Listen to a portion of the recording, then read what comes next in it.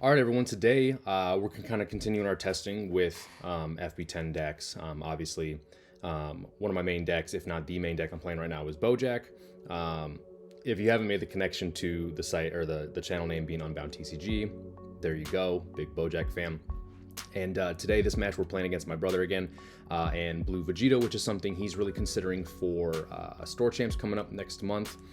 And I'm probably bringing Boujack as well, maybe Omega if I like the matchup spread a little bit better. But anyway, continuing our testing here. This video is about 32.5 minutes. I'm gonna run it at 1.5 to kind of save you guys some time here. So let's go ahead and roll this thing. So I go first. He's got the marker. Draw for turn. We're obviously looking for Zangia, Searcher, or Boujack draw just to get something on board. And we find the Boujack, draw one, go ahead and pass the turn here.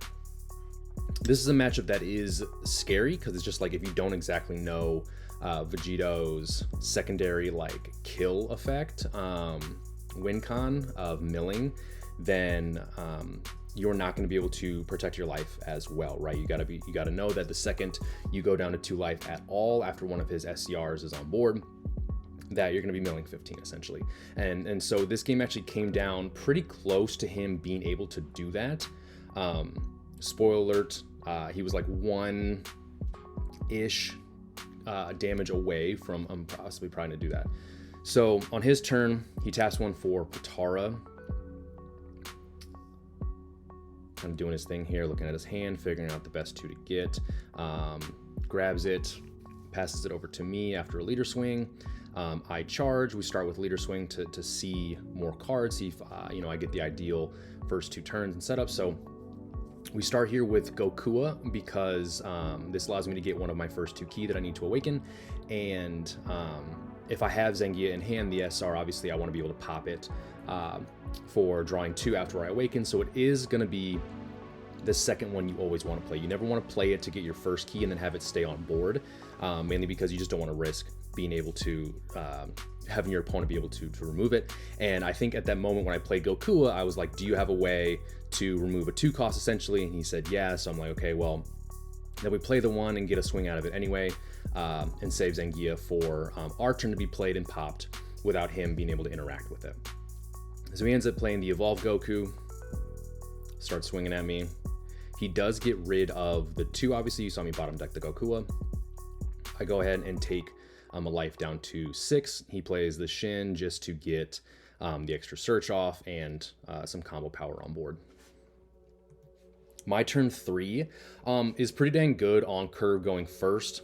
You're essentially looking for Gokua into Zangia. That's kind of the nuts here.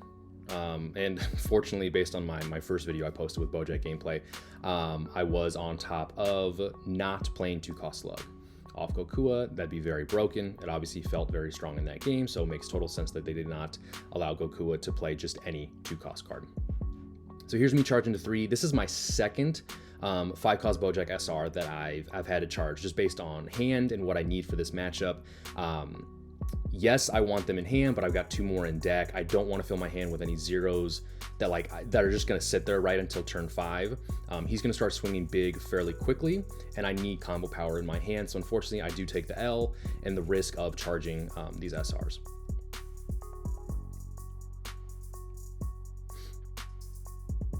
So it looks like I didn't have Gokua, which is very unfortunate. That's kind of the best play here. I just paid 2 outright for Zangia. On play, I get the second key. Go ahead and awaken with the 2. Flip over, no draw, no nothing, unfortunately. It's probably right to balance Boujack that way. Unfortunately, as much as I like to draw an extra card, that's fine. So you swing 20, start poking. His Goku's a 25, which is just like awkward enough. I can't really attack into it right, because all my stuff is mainly 20s unless you get out Slug SR. So for now, I'm just going face. And he combos out of the first one, 20 into his 15 because he's unawakened, right? And we want to actually kind of keep him at 5 here. We don't want him to awaken. We don't want to awaken for him. I want to force him to have the card that does self-awaken. So this is me trying to recall, right? This is me rewinding just to do the right sequence here. So before I pitch the 2 to pop Zangia and draw 2, I do want to play out this 3-cost slug because you can only rest it and freeze an opponent's card if your leader has 2 or more keys. So you need to do it before you do minus the key to restain leader and pop Zangia. So this is me freezing the 25 because, like I said, it's a rough number, right? It forces 10 Ks out of my hand instead of just using 5s. And I don't want to have to over combo with a super or anything like that. So using this slug here, because I did have 1 energy up after not seeing the Gokua, this freezes the 25. I don't have to worry about it next turn. I do just swing leader into his Goku simply to get an extra draw on my end. And then again, not giving him a life to get to 4 to awaken immediately. So just forcing him to have the card. If he doesn't, good on me. If he does, he is still paying energy to play that card simply, right? So I think this was the smartest move. He swings his Shin into my slug just because they match, right? You might as well at this point. You don't want that slug to stay, and you don't want to waste a bigger attack on this 5K. So Shin into it, perfectly fine. Good move by him. He plays out the Goku, then pays an energy to put the Potara underneath it, and then his 3rd and final energy for the turn to play the Vegito on top. This is the Vegito that so you play or you activate the on-play effects of 2 of the cards underneath it in the order at which you want. He ends up grabbing this little Goku back to hand. And then, okay, I think it's the Vegito that buffs the leader by 5. I'm not entirely sure. That might be the promo. I gotta obviously be on top of that. He swings the leader here. It's a big ass number because he's got 3 cards underneath this Vegito. So of course you're taking the leader damage. That's one of the things, like, you get out of the attacks you know you can, and then since Vegito has so many big swings, you just simply have to say, I'm taking the big swings, but then doing what I can to get out of the swings that you are able to combo out of without wasting too many resources. He swings the 35. Fortunately, I do have a super. It's just perfect. You love when people swing 35 into you having a super because it's just 1 card to get out of such a big attack. It feels good. I don't like having to use supers, any earlier than I have to, but this was a good time to use one. So he passes over to me, charged to 4. This is a pretty good turn because your good stuff costs 2, right? If you're not considering Goku a 3 cost. So you're getting 2 really good lines out by playing 2 different 2 costs. So we go slug play +5, gain a key. Zangia for the other 2, give me a key. I'm at 2 key now to kind of like get my effects online. So he's a 20 base. I think if anything, I swing slug here into his Shin. So trading a small swing into another small body, just to get that off the board, get some value out of the way. Then we go, either way, I guess it doesn't necessarily matter. Usually like to swing the smaller numbers first. So I'm either swinging Zangia here, getting her poke in, or I just go right into the slug. SR. Not exactly sure what I'm considering. It's kind of a straightforward line of play. I'm probably thinking about if I'm using Loyal Shield to pop which one, and then the leader effect to pop the other, because obviously we're going to pop the slug SR to get 2 swings off of him, and then Zangia, of course, because we want to draw 2. So we swing leader, get 1 card out of deck, and then we go ahead before we pop with leader effect, we get slug out there because leader needs 2 key. I think I'm considering like how much do I want to attack into 25 cost Goku, 25k, excuse me, because it either dies, right, and he loses an attacker, or I'm ripping cards from his hand. So it's kind of okay at this point. We pop Zangia to see 2 more cards before we start making that decision. Unfortunately, I think my camera got blurry here, and we just take a quick second to figure out how to get it to clear up again, because it's just, couldn't be more annoying at this point. I think there we go. Okay, cleared it up. Way to go, team. Okay, so pop Zangia, drew 2, restood leader. We're going 20k. I think we are still poking. I think it's No, 20k into Goku. Yeah, we just simply didn't want to keep giving him more cards. We want to rip stuff. So I gained a card. The attack fizzled with leader into Goku. We swing Slug. He gives me a card. Okay, cool. Loyal Shield. We're freezing the 35k Goku. And then doing another, or excuse me, Vegito, 35k Vegito. And then we're going to do another 25k swing into Goku. After replaying the Slug, of course. Paying effects. Paying costs. 25 in there. If he gives me another card, like, this is just fine. I'm going to stop a 35k from swinging next turn. If he, if he saves his Goku here, which he does, he'll swing 25 into me next turn with something already on the board. If I have a 10, which I've kind of planned right for, then I just give him one card to get out of the attack, knowing that I can get out of it for one card, and then he'll swing with his leader, of course, which I will ultimately have to take that. So he starts his turn here with Potara. Grabs the cards off of that. I believe he uses the extra here. He just grabbed a bottom deck Slug, right? So can't KO it, or it'll come back. So good play there, but he's only got 2 energy here at this point. So he needed to remove that, or else it just would have been too sticky, right? Giving me value turn after turn. But he swings leader, sees a new card, makes it very big. Of course, I'm taking it. I'm down to 4. He's at 4. Things are kind of evened up here. I've got no board. He's got 2 cards on board, which very unfortunate.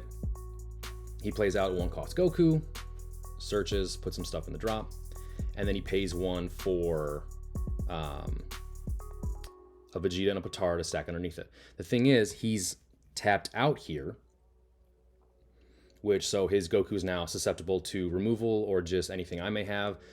Joke's on me because I don't obviously have removal. It's just going to sit there, or he'll combo it away. More than likely, it's just going to sit there and be ready for Vegito next turn. He knows that. It's probably a good play, barring I had whatever weird tech to pop an active mode, 1 cost.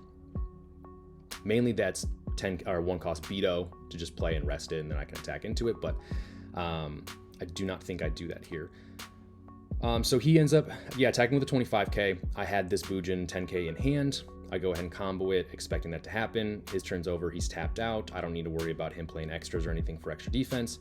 At this point, I am going to continue to try to control his board, and making sure that I will have just that 1 extra turn to try and kill him later on. Of course, we charge to 5 energy. We do the thing with the Boujack, right? We play the rare Boujack and the SR eventually, but right here, play 5, gain a key. Go ahead and swing with leader to see a new card before we start making other decisions. So 20 into leader, combos out of it. Now 30k into, I believe I want to say, this is me deciding my little twitch with flicking the card back and forth, of leader or into the 25k. I just think the more attacks I can stop is good, but then if the secondary reward is that I got a card from him, which would be a 10k in this situation, I think it's good. So I think I eventually decide to go into his, I do go into his life. Okay, maybe I'm just absolutely insane.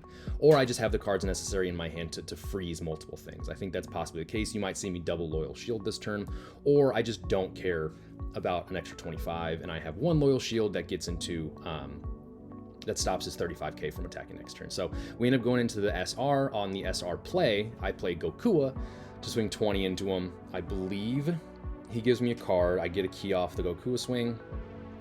I go ahead and pop with leader effect, go up to 30. And I think here, since he saved his life, right, I took a card out. Now I can go 30. This is a card that, or a swing that gives me a card. And then he combos, I want to say 2 5s to save the Goku. So, I mean, I'm just ripping cards from his hand now at this point, while gaining cards off my own swing. On the big Boujack SR swing, we play Zangia. So I'm 35 into, I want to say his 25. No, I'm just going face. Maybe that's the move here, because I feel like I'm going to get him really, really close to dying. And I guess I feel very confident I'm not going to die this next turn. So we take him down to 2. I swing Zangia. He gives me another card, so he doesn't go down to 1, of course. And then I Loyal Shield pop Zangia. This freezes his 35k again. I'm fine with that. Perfectly good to take out a swing that would essentially eat a super combo from my hand. Drawing 2 more cards of Zangia, 1 off Loyal Shield. And I guess I just feel fine knowing what energy he's gonna have to spend to get all his bodies out, and I like what my hand looks like at this point. I think, if I remember correctly, I want to say multiple super combos at this point. Okay, he goes ahead, pays 1 energy right off the bat to play another 35k Vegito. Great, another swing that will eat at least 1 super if I have one. I'm at 4 here, right? So I'm thinking to myself, I can take 1 life and feel fine, but I got to combo basically out of anything else, unless he gets like, well, this is all pending if he plays the super or the secret rare, right? So I know his leader's gonna swing, what is that at this point, 50 plus, because of the cards underneath his Vegitos. So I know that's what I'm gonna end up taking from 4 to 3, right? The biggest thing I'll end up taking 4 to 3. And then I'm essentially going to keep myself from going down to 2 at all costs, in preparation for the SCR, or if he simply is gonna slam down the SCR here shortly.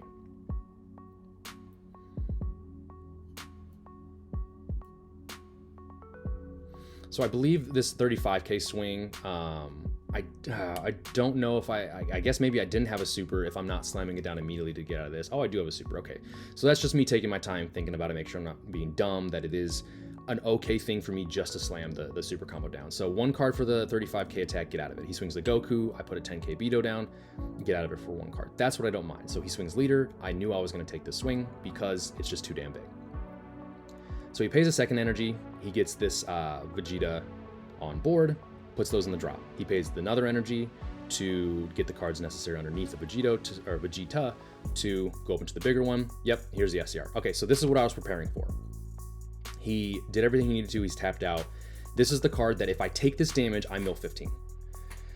So I think I counted my deck and I said I can take 1 damage. He's tapped out, meaning that if I take this one, I get a card to life. I do lose 15 of, I think, the 17 cards, or something close like that. It was a number that if I took 2 15s, I was gonna die. I can take 1 15 and survive and still have like my next turn. I won't draw for turn and die, or draw off my leader and die, stuff like that. So I'm sitting here considering if I wanna simply take it or not. Turns out I am just going to combo out of it. So we go 30, 40, and then I believe, yeah, it's 40 into 40 now. I got to give him 5k, and I'm heavily considering which cards I need to kill him next turn and which ones I don't. So this final card is going to be, you know, whichever one I don't at this point. And I'm giving him the cards that like aren't going to be swinging into him, right? So you see the 1 cost Beto, the 2 cost Slug. More than likely I don't have the SR, or I have an extra 2, otherwise I wouldn't probably combo that in case I drew into another SR Slug.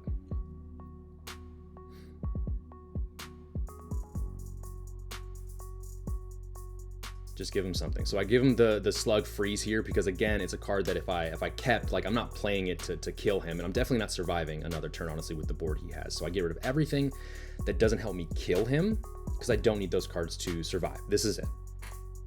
So I think here I'm considering, I only have so many cards in hand. It's literally maybe 2, 3, 4. Looks like maybe 5, probably 4. I think I choose not to charge because, again, any little extra combo power I have in my hand to kill him is going to be great. He has very few cards in hand. I have to hope there's, you know, a dead extra. There's a 0k. There's little 5ks. Hopefully there's no 10s and no supers. I think at this point, I don't know if I'd even seen him use a super, but earlier in the match, like, I wouldn't necessarily know it, but he flashed a couple supers in a top 5 that he couldn't grab, and then I saw him bottom deck them. So, like, I wouldn't know that. I just kind of have to assume he has super. So at any point, like, we just got to go. I have 5 in hand. Okay, that's a good angle of it. Or 6, actually. Holy cow, I have 6 cards in hand. That's crazy. So we start by paying 3 for Gokua. So we want to get as many bodies out there as possible. And the Zangief. Okay, so I'm feeling very good at this point because I've just paid 3 for 2 swings, and including Zangief, which is going to draw me 2 more cards. So he only has so many cards in hand. He has 2 life. Just got to get 1 down, get him down to 1, and then we can kind of dump. I feel pretty good. I'm gonna see 4 more cards based on what we have on board. 2 off 2 different leader swings, 2 off Zangief, And yeah, I think this just feels great. I think his leader's the plus 25 because that's what the Vegito SR does as well. He never put a dice down, I guess. So since it's quiet and me, commentating over this, I don't actually have that knowledge in my head. He gives me 1 card to not go down to 2. I play 1 for this Boujack. Trying to recall why. I think this is a just in case I die or I don't kill you, there's something here. Okay, so this unfortunately was something I had to play because the rest of my hand was probably really bad or just dead cards. So I say the secret rare can't attack next turn, essentially, right? It's the biggest card he has on the board. That's fine, but again, this is still, it's still in active mode, which means I can combo offensively and still try to push him for game here. But this is just kind of I have nothing better to do, let's just figure it out. So we swing Zangia because we want to get her poke in before popping her to see more cards. So I make her 30, meaning that he's got to give me a super or 10. Actually, I make her 40. All right, so now I want a super and... Okay, so he gives me 2 10s. He gets to 45 over my 40. Okay, I like that a lot. He's got 1 card in hand. I've got 1, 2, 3 more swings on board. If I have a 2 in hand that I can play off the Boujack swing, I feel even better. So this is first leader swing going into leader. Or I guess I've already swung once, right? So this is me just deciding. We pop Zangia, lose 2 key, draw 2 more cards. So unfortunately, like my Gokua and my leader both are gonna take a card out of my hand, which is just super unfortunate. I pay 1 for the final Zangia to find something. Okay. I grab another super, since it's the Boujack Brigade card, and it's a 10k, right? 10k combo. But then Zangia allows me to throw that on either leader swing or Gokua to become another poke. So we do leader first to again see that other card, combo Zangia, just leave it at a 25k poke. And he unfortunately has a dead card in hand, and I say, all right, I'm gonna kill you. So dead cards in hand, he just goes ahead and shows me, flips his leader. I go 35, play this. I'm just seeing how big I would get to kind of play through. 35, 40, 45, 55, 65. And he's got nothing left in hand. I got 2 loyal shields. All right, so that's the game, everybody. That's kind of how I feel like we have to play the Vegito matchup with Boujack, is just simply knowing which attacks to take and which ones not to.